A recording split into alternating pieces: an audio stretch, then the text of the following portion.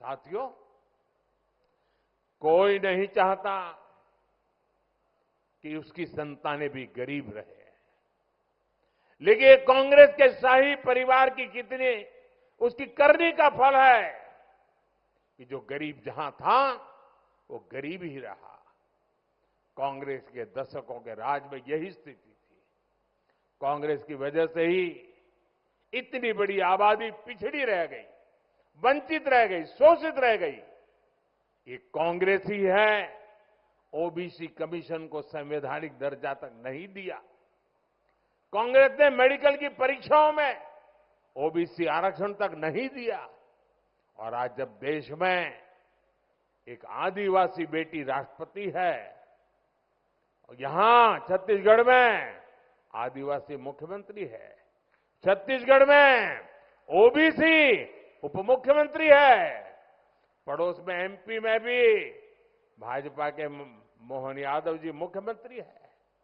जब SC, ST, OBC ऐसे पदों पर पहुंच रहे हैं तो कांग्रेस को लोकतंत्र और संविधान खतरे में नजर आने लगा। ये लोग देश के भीतर आग लगाने की धमकी दे रहे हैं। साथियों, कांग्रेस जब भी सत्ता में रही है उसने विकास को पटरी से उतारने का ही काम किया है। कांग्रेस और विकास साथ साथ चल ही नहीं सकते हैं।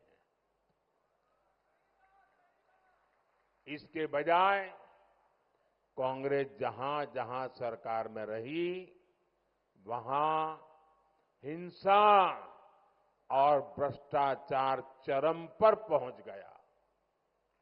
यही कांग्रेस है जो जब तक नॉर्थ ईस्ट में थी तब तक वहां हिंसा की गतिविधियां शांत नहीं हो पा रही थी।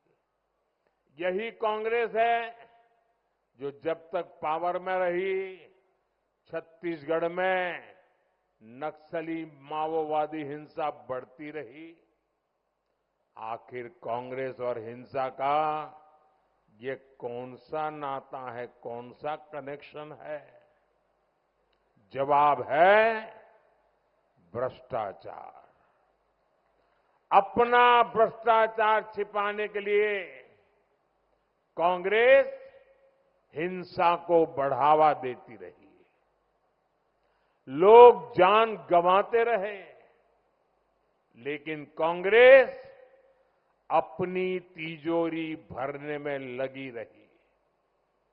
भाजपा सरकार ने छत्तीसगढ़ में भ्रष्टाचार और नक्सली हिंसा दोनों को काबू किया है।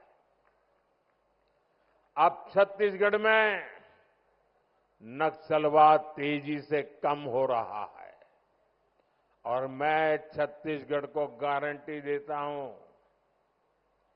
माओवाद को, नक्सलवाद को जड़ से समाप्त करके रहूंगा। वीके न्यूज, राष्ट्र के नाम।